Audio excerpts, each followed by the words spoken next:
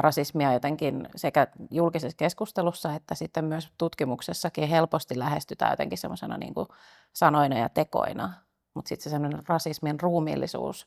on ehkä jäänyt vähän vähemmälle huomiolle. Ja sen ruumiillisuudella nimenomaan mä lähdin tavoittelemaan sitä, miten nuoret, jotka rasismin joutuu kokemaan, niin ilmens niissä tilanteissa, kun niistä rasismin kokemuksista he ryhtyivät puhumaan myös siinä kehossa semmoista jännitteisyyttä tai sitä ihan kipua.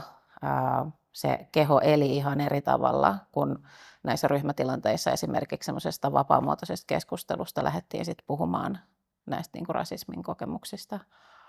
Ja sitä kautta sitten myös sitten tuli se kysymys ja myös mun mielestä se tarve kirjoittaa artikkeli, jossa kiinnitetään huomiota siihen, mikä myös näille nuorille oli niin kuin vaikeampaa ehkä sanottaa, että miten kipeältä ne rasismin kokemukset tuntuu.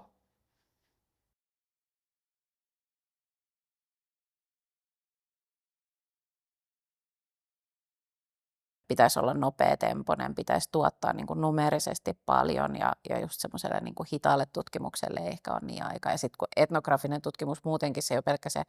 aineiston tuottaminen on tosi paljon hitaampaa kuin just joku toinen niin kuin aineistomuoto. Ja sitten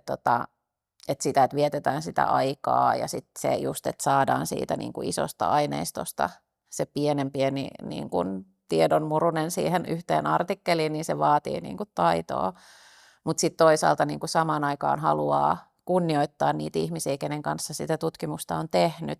ettei niin kuin tule tuottaneeksi hirveästi aineistoa, on jakanut niin kuin todella henkilökohtaisia kertomuksia ja sitten loppujen lopuksi siitä jää ihan hirveän vähän niin kuin taltioituana. Eli että just se semmoinen, niin kuin, että tässä hetkessä jotenkin tämä tämmöinen hitaus ja semmoinen niin kuin rauhassa tekeminen ei jotenkin mene niin kuin yksi yhteen sen kanssa, mitä just meitä niin kuin arvioidaan tai arvostellaan tutkijoina. Mutta sitten just, että samaan aikaan se on tosi tärkeää, koska myös sen semmoisen niin kuin rauhallisen tekemisen kautta, niin sitten voi ehkä just niin kuin lähteä syntymään jotain semmoisia uudenlaisia, tai en mä tiedä, ehkä se on sitten vaan just mua, että mä tarviin niin kuin aikaa siihen semmoiseen kypsyttelyyn, että sitten niin kuin tulee sanoneeksi jotain sellaista, mitä niin kuin on lähtenytkin tavoittelemaan.